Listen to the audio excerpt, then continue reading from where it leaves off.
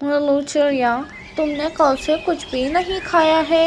कुछ खा लो, नहीं तो तुम बीमार हो जाओगी। नहीं बुलबुल बहन, मुझे कुछ नहीं खाना है। मेरे बाबा इस दुनिया में नहीं रहे। अब मेरा क्या होगा? अब मैं क्या करूँगी? मीनू चिड़िया, मैं जानती हूँ तुम्हारे पापा के जाने का गम बहुत बड़ा है, लेकिन इस तरह तुम कब तक उदास बैठी रहोगी? मेरे पापा तो टैक्सी चलाकर घर का गुजारा चलाते थे, पर वो जब से गए हैं वे उनकी टैक्सी वैसी की वैसी खड़ी है। समझ नहीं आता कि अब मैं क्या करूँगी। तो मीनू चिड़िया, क्या हुआ? तुमने अपने बाबा की तरह टैक्सी चलाना शुरू कर दो। उनको भी बहुत ज़्यादा मुनाफा होता था। अगर तुम टैक्सी चलाओगी तो तुम्हें भी मुनाफा होगा।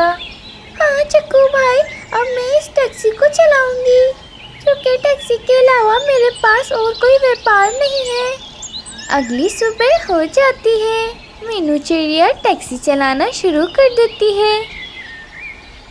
मीनू चिड़िया, तुम्हें टैक्सी चलाना तो आ गई है ना?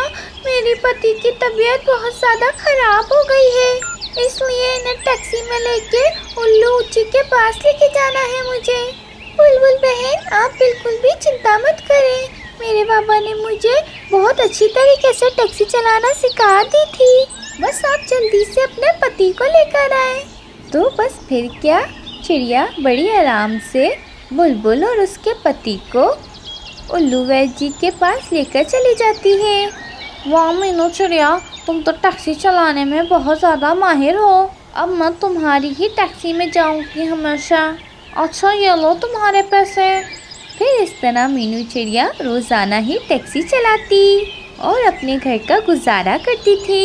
ये टैक्सी का धंधा तो बहुत ज़्यादा अच्छा है, और तो और इसमें मुझे काफ़ी ज़्यादा मुनाफा भी हो रहा है।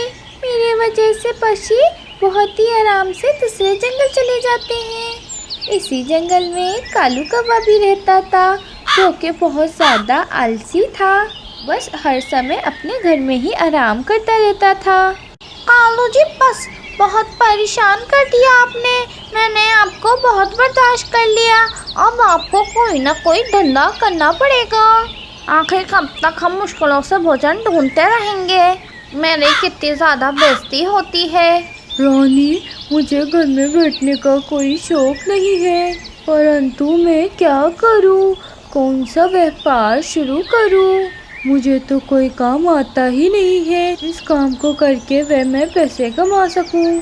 कालू जी, मैं कुछ नहीं जानती, बस जल्द से जल्द आप किसी काम पर लग जाएं और पैसे कमा कर लाएं, वरना मैं अपने राजू कौवे को लेकर अपनी माँ के घर चली जाऊंगी और कभी वापसी नहीं आऊंगी फिर। हाँ पापा, मैं भी मम्मा के साथ चला जाऊंगा।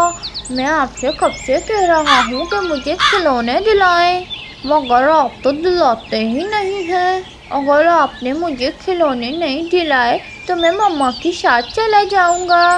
अच्छा भाई, मुझे थोड़ा समय दो, मैं कोई ना कोई काम करना शुरू कर दूंगा। अगली सुबह हो जाती है। कालू कौवा मीनू चिड़िया को टैक्सी चलाते हुए देखता है और कहता है, अरे भाई, ये मीनू चिड़िया का टैक्सी का व्यापार तो बहुत ज़्यादा अच्छा चल रहा है।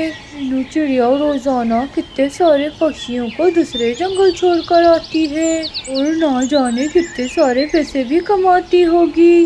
अगर मैं भी टैक्सी का धंधा शुरू कर दूँ, परंतु सभी पक्षी मीनू चिड़िया की ही टैक्सी में बैठते हैं, मेरे पास कौन आएगा आखिर? अगर मुझे टैक्सी का धंधा शुरू करना है तो इस मीनू चिड़िया को रास्ते से हटाना पड़ेगा।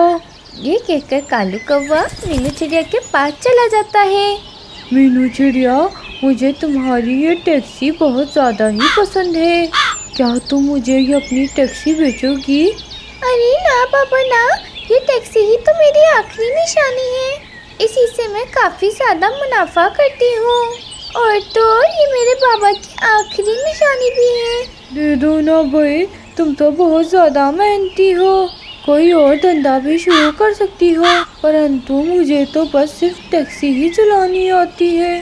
और ये काम मेरे लिए बहुत आसान है। अरे नहीं कालू कौवे, कह दिया ना कि नहीं बेचूंगी तो नहीं बेचूंगी। अब जाओ यहाँ से तुम। फिर कालू कौवा गुस्सा होकर वहाँ से चला जाता है।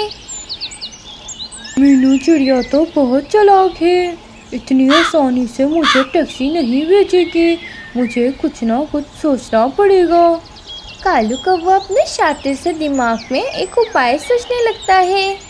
अगले दिन कालू कौवा गरीब सोनू चिड़िया के पास आता है और उससे कहता है, सोनू चिड़िया, मैं जानता हूँ कि तुम बहुत ज़्यादा गरीब हो, क्योंकि तुम्हारा पति अब इस दुनिया में जो नहीं रहा। तुम इस टूटे फूटे घोंसले को छोड़ो और मेरे घर में आके रहो। मैं तुमसे किराया भी नहीं लूँगा। नहीं कालू कौवे, मैं यहीं ठीक हूँ, इसकी कोई ज़रूरत नहीं है। नहीं सोनू चिड़िया, मैं तुम्हारी एक भी बात नहीं सुनूंगा। अपने दोनों बच्चों को लेकर मेरे साथ चलो। फिर कालू कौवा ज़बरदस्ती सोनू चिड़िया और उसके दोनों बच्चों को वहाँ से लेकर चला जाता है। अरे भाई कालू कौवे, तुम मुझे यहाँ क्यों लेकर आए हो? यहाँ तो बस मीनू बहन की टैक्सी खड़ी है। तुम्हारा घर कहाँ है? तुम कितनी भोली हो सोनू चिड़िया, और तुम इसी भोलेपन के वजह से आज अपनी जान से जाओगी। फिर कालू कौवा सोनू चिड़िया को ये कहकर एक बहुत बड़ी चाकू से उसके दोनों पर काट देता है। कालू कौवे, तुमने मेरी मम्मा के दोनों पर काट दिए। मैं तुम्हारी शिकायत बिट्टू महाराज से करूँगा। चुप करो, अगर तुम दोनों ने कुछ भी बताया तो मैं तुम दोनों को भी मार दूंगा। बस मीनू चिड़िया खाना खाकर आती ही होगी और वे रहमदिल होने के कारण इस जख्मी सोनू चिड़िया की मदद ज़रूर करेगी।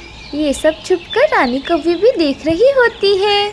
थोड़ी देर बाद मीनू चिड़िया अपने टैक्सी के पास आती है तो इसकी नज़र जख्मी सोनू चिड़िया पर पड़ती है। अरे सोनू चिड़िया, ये सब तुम्हारे साथ कैसे हो गया? मीनू आंटी, मम्मा दर्द के कारण बेहोश हो गई हैं। आप इनकी मदद करें। अरे बेटा, पहले ये तो बताओ कि ये सब हुआ कैसे? वो मीनू आंटी, ये सब कुछ कालू। अरे चुप करो, मैं बताती हूँ। मम्मा भूख के कारण बेहोश होकर नीचे ज़मीन पर गिर गई और एक नुकीली टहनी की वजह से मम्मा के दोनों पर भी कट गए हैं। तुम दोनों चिंता मत करो, चलो उल्लू वैद्य जी के पास चलते हैं। फिर मीनू चिड़िया दोनों बच्चों और सोनू चिड़िया को अपनी टैक्सी में बिठाकर ले जाती है। उल्लू वैद्य जी, जल्दी से सोनू चिड़िया को ठीक कर दें। इन दोनों बच्चों का सोनू चिड़िया के अलावा कोई भी नहीं है। मीनू चिड़िया, सोनू चिड़िया के दोनों पर कट गए हैं और इन्हें वापसी जोड़ने के लिए बहुत ज़्यादा पैसे लगेंगे। पहले पैसे लेकर आओ, फिर मैं सोनू चिड़िया का इलाज करूँगा। हाय रे, मेरे पास तो ज़्यादा पैसे नहीं हैं, अब मैं क्या करूँ? मीनू आंटी, प्लीज मेरी मम्मा को बचा लें, हम उनके बिना कैसे रहेंगे? मेरे पास तो बस एक ही टैक्सी है, परंतु सोनू चिड़िया और इन बच्चों से बढ़कर कुछ नहीं। मैं अपनी टैक्सी किसी को बेच देती हूँ। हाँ, याद आया, कालू कौवा मुझसे मेरी टैक्सी खरीदना चाहता था। मैं फ़ौरन उसे अपनी टैक्सी बेच देती हूँ। ये कहकर मीनू चिड़िया फ़ौरन कालू कौवे के पास चली जाती है। कालू कौवे, तुम मेरी टैक्सी ले लो, मैं अपनी टैक्सी बेचने के लिए तैयार हूँ, बस जल्दी से पैसे दे दो। बहुत बहुत शुक्रिया मीनू चिड़िया, ये लो पैसे तुम्हारे। फिर मीनू चिड़िया पैसे लेकर वहाँ से चली जाती है। ये जो पैसे मैंने मीनू चिड़िया को दिए हैं, ये कल रात मैंने उल्लू सेठ के घर से चुराए थे, मतलब ये टैक्सी मुझे फ्री में मिली है। मीनू चिड़िया, तुम बिल्कुल फिक्र ना करो, मैं सोनू चिड़िया के दोनों पर जल्दी से ठीक कर देता हूँ। कुछ ही देर बाद उल्लू वैद्य जी सोनू चिड़िया के दोनों पर जोड़ देते हैं और सोनू चिड़िया को होश भी आ जाता है। मीनू चिड़िया, तुम्हारा बहुत बहुत शुक्रिया कि तुमने मेरी मदद की, पर अब तुम्हारे पास कुछ भी नहीं बचा। अब तुम क्या करोगी? मुझे उसका बिल्कुल भी दुख नहीं है सोनू चिड़िया, बल्कि मैं तो बहुत ज़्यादा खुश हूँ कि मुझे एक मासूम चिड़िया की जान बचाने का मौका मिला। अगले दिन आहिस्ता आहिस्ता ये बात पूरे जंगल में फैल जाती है। सभी पक्षी मीनू चिड़िया की बहुत ज़्यादा इज्जत करने लगते हैं। मिट्ठू महाराज को जब ये बात पता चलती है तो मिट्ठू महाराज भी बहुत ज़्यादा खुश होते हैं। कबूतर सैनिक, आज रात सभी पक्षियों को महल में आने की दावत दी जाए और मैं मीनू चिड़िया का उसकी रहमदिली पे इनाम भी दूंगा। रात हो जाती है। सभी पक्षी दावत के लिए मिट्ठू महाराज के महल आ जाते हैं। मीनू चिड़िया, मैं तुम्हारी रहमदिली से बहुत ज़्यादा खुश हूँ और सभी पक्षी सीखें, अगर किसी की जान बचाने में हमारा नुकसान हो भी रहा हो तो होने दें और हमें कभी पीछे नहीं हटना चाहिए। और मीनू चिड़िया, मैं तुम्हारी इस रहमदिली के लिए तुम्हें 2 सोने की पोटलियाँ भी देना चाहता हूँ। नहीं नहीं मिट्ठू महाराज, मुझे ये सब नहीं चाहिए। मैंने ये सब इसलिए थोड़ी ना किया था। रख लो मीनू चिड़िया, रख लो। और मैं सभी पक्षियों को एक सच बताना चाहती हूँ। सुनो मेरी बात। मिट्ठू महाराज, पक्षियों, कालू जी ने ही इस बेचारी सोनू चिड़िया को चाकू से मारा था और उसके पर भी काट दिए थे ताकि कालू जी मीनू चिड़िया की टैक्सी हड़प सकें। नहीं नहीं रानी, तुम झूठ बोल रही हो। नहीं नहीं, रानी कौवी आंटी ठीक कह रही हैं। कालू अंकल ने ही मेरी मम्मा के पर काटे थे। कालू कौवे, तुम इस हद तक जाओगे, मैंने कभी सोचा ही नहीं था। अच्छी मिट्ठू महाराज, आप कालू जी को बंदी बना लें। अब मैं इस जालिम पति के साथ और नहीं रह सकती। बस फिर मिट्ठू महाराज का सैनिक कालू कौवे को पकड़ कर ले जाता है। इस कहानी से हमें ये सीख मिलती है कि हमें हमेशा सबकी दिल से मदद करनी चाहिए और हमेशा सबका साथ देना चाहिए।